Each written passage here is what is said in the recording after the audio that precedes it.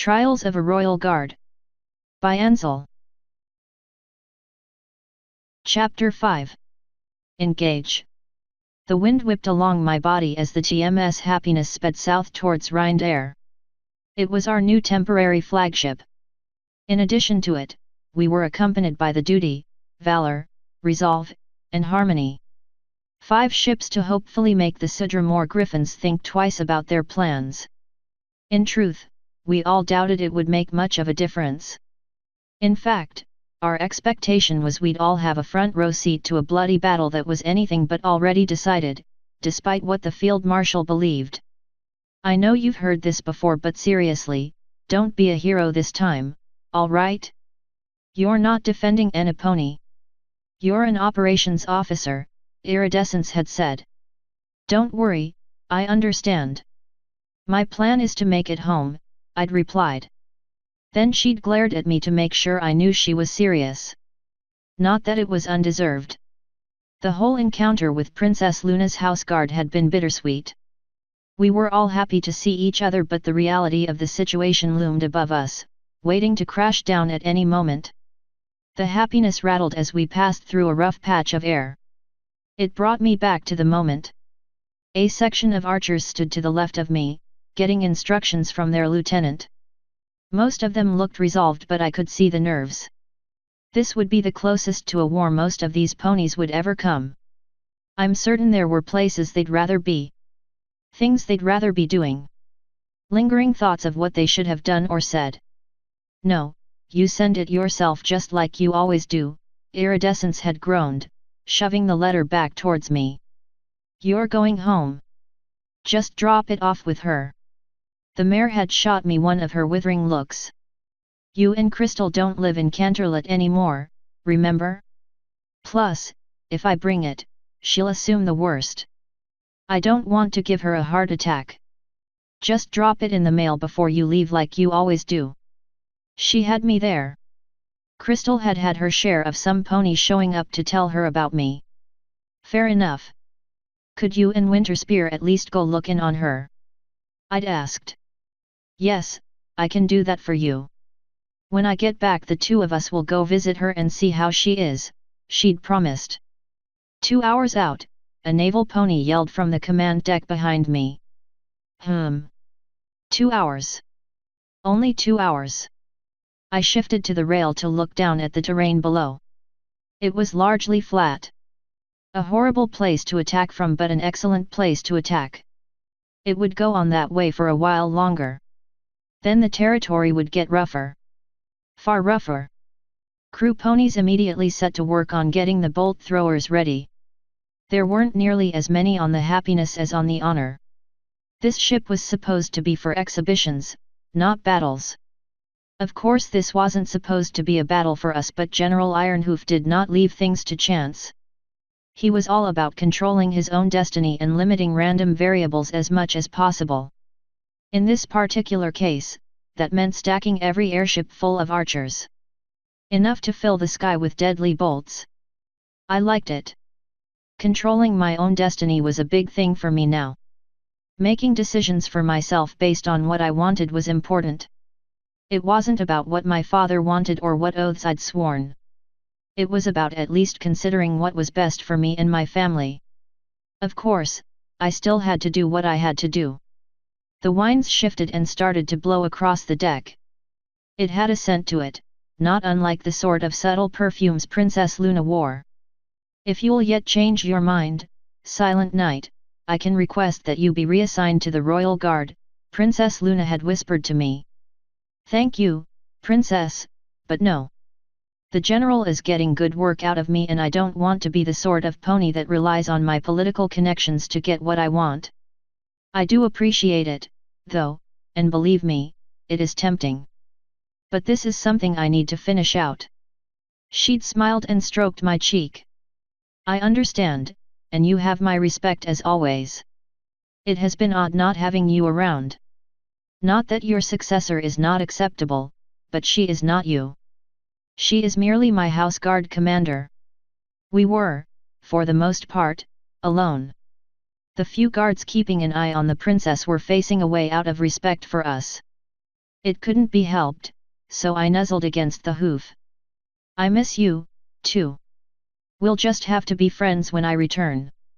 Her ear flicked and she lowered her head to look into my eyes. You plan to return, then? She had asked pointedly. Yes, no matter what. She'd smiled and pressed her forehead to mine. That gives me peace. I wish you the best, Silent Night. The next days will be trying. Yes, Princess, but I'll get through. And so you shall. Sir, excuse me, I need to get this bolt thrower primed, one of the naval ponies said to me. What? Oh, of course, I replied, moving out of the way. Although that was hard to do on a ship filled with more ponies than it was meant to hold. Better too many than not enough, though. The middle of the deck seemed relatively unoccupied, so I moved there just as a unicorn mare ascended the stairs from one of the decks below, her eyes narrowing as the bright, midday sun hit her. She stopped at the top and looked around at all of the activity, as if surveying it. Then her light blue eyes found me and in them I swore I saw some recognition. That was impossible, however, because I did not know this mare at all and I'd have remembered a pony like this. She was built more like an earth pony than a unicorn and had a striking, silver-grey coat. She turned and started to approach me. As she did, I could see the silver bars of a senior warrant officer on her skirmish armor. It seemed she'd opted to go lighter rather than heavier like I had. To each pony their own. Sir, she said politely. Senior warrant officer. Have we met? You seem to recognize me. I didn't know a lot of ponies with grey coats and purple manes, so I'm not sure how she'd know me.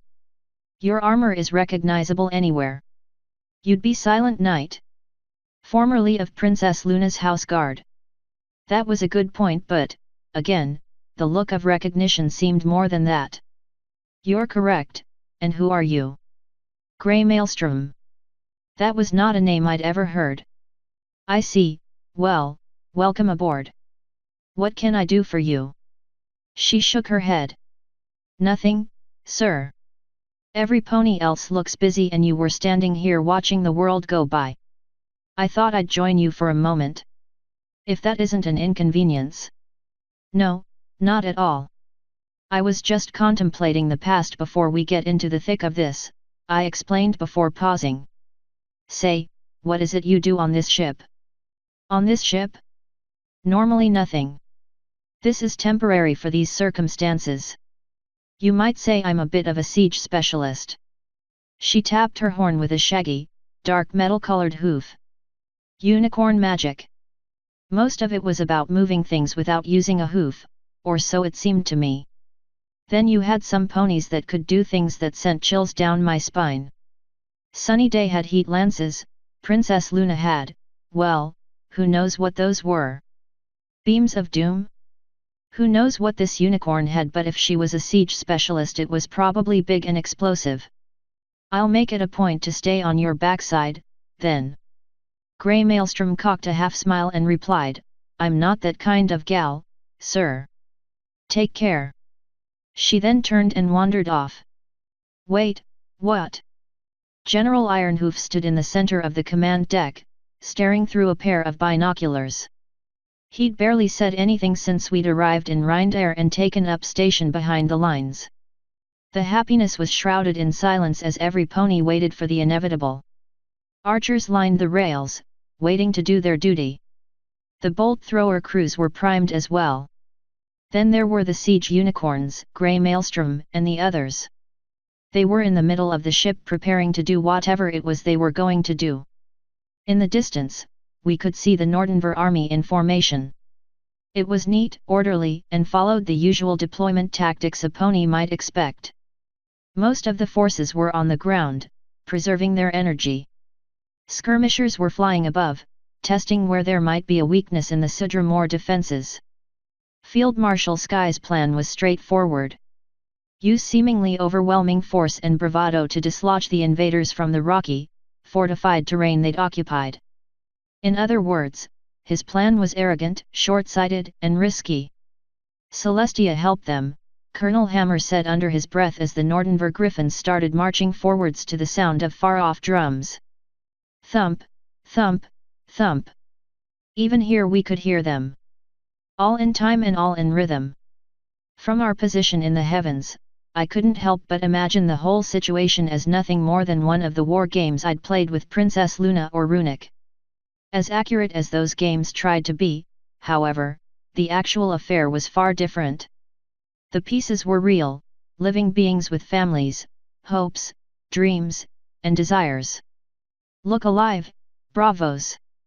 We don't want to be surprised, an archery lieutenant ordered from off to the side.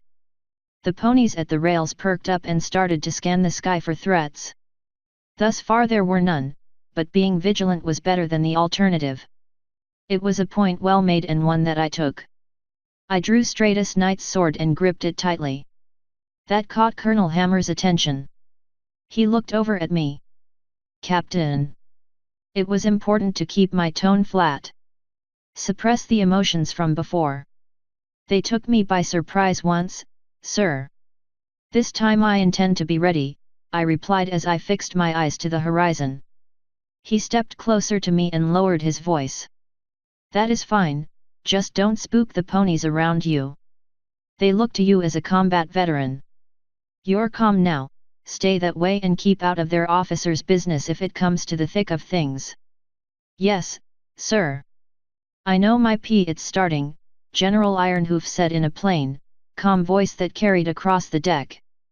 It took a moment to figure out where he'd gotten that impression. Nothing seemed to have changed when I looked back to where the Griffins were. Then it became obvious, the skirmishers had begun to lock up in the air above the battlefield, vying for control of the skies. Ironhoof had called it before they'd actually engaged. His experience was a powerful ally. It was one that I envied but secretly hoped to never attain at this point. The next phase of the battle plan kicked off as the artillery units opened up. Multiple trebuchets let loose a volley of rocks towards the Sudramore positions, peppering them almost entirely ineffectively. They were shooting at higher, rough ground that afforded the enemy numerous places to hide. They didn't let up, however. In concert with the stones, the Nordenver Griffin bolt throwers spat an unending stream of heavy projectiles towards the enemy. What they were aiming for I'd never know.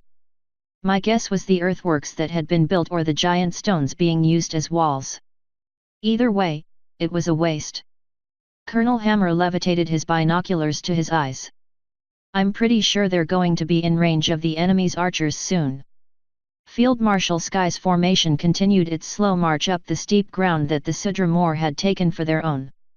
The line was in good shape but I doubted it would remain that way. The coming volley would be the first test of the army's resolve. Marching into the teeth of an opponent while being riddled with arrows and bolts would be a harrowing experience for the soldiers on the ground. My instincts as a flyer would be to get out of the way as fast as I could and zoom up, but that wouldn't be ideal here. You wanted to be closer to your comrades to help shield each other. There was an advantage to locking shoulders with known friends. He'd face off against an attacker in front of him but subtly attack the one in front of you and you'd do the same for the soldier next to you and so on. A flighted soldier also had to consider the added expense of energy necessary to both fly and fight while heavily burdened. My legs were a lot stronger than my wings. Sure, I could fight in the sky, but not nearly as long. As if on cue, the horizon was obscured by what looked like a swarm of locusts. I couldn't get a fix on where the archers were exactly. Their fortifications and the rocky foothills had kept them pretty well hidden. A flyover would have revealed them easily but it also would have been suicide. Archers with crossbows would be disadvantaged but they could hit a moving target. Bunch a few hundred together and someone is bound to get lucky. The Nordenver Griffins reacted in time and lifted their shields, at least those that had them, just before the hail of missiles slammed into their ranks. It was a blessing to be so far away and not see the actual repercussions, but they were immediately obvious. The line had stopped dead. My heart pounded in my chest a few times and I had to unclench my teeth. No, move forwards, I whispered. Colonel Hammer shot me a sideways glance before going back to his binoculars. Another volley immediately followed the first before another, and then another. It had a devastating effect. Many of the tiny, distant griffins fell. Several broke rank and flew straight up, trying to get out of the kill zone. Then it happened. The Sudramore forces came pouring out from behind their fortifications. There were many on foot but far more were flying. Why form a line to chase a beaten enemy? In mere seconds the two forces clashed, momentum carrying the Sudramore griffins downhill and right through our allies. The melee proper began, but it was the last thing on my mind though. Squadrons of Sudramore flyers went right over the battle and dropped heavy stones on their enemies. Once they'd done that, half kept flying to attack the supporting artillery while the other half turned and seemed to be speeding right towards our ships. General Ironhoof called calmly, "Signal the fleet to come about and withdraw. You're cleared to fire when the enemy is in range." All around me, the officers commanding the archer sections started shouting their orders. Those ponies lifted their crossbows and started tracking the targets that were rapidly approaching. The bolt thrower crews didn't have nearly as long to prepare. Their far larger range gave them the chance to immediately start firing.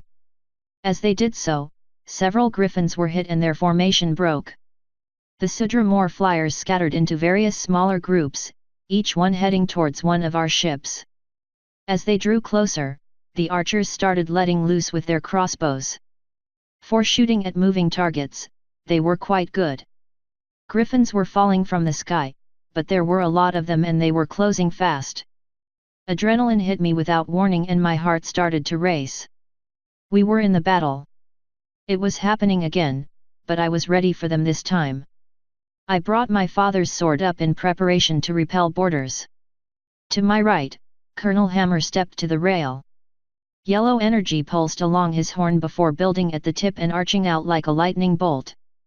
The griffins that were struck seemed to seize and, as a result, fell from the sky. Grey Maelstrom and the other unicorns with her took the cue and started filling gaps where the archers had missed. Magic flew past so frequently that the sword in my hoof felt insignificant by comparison.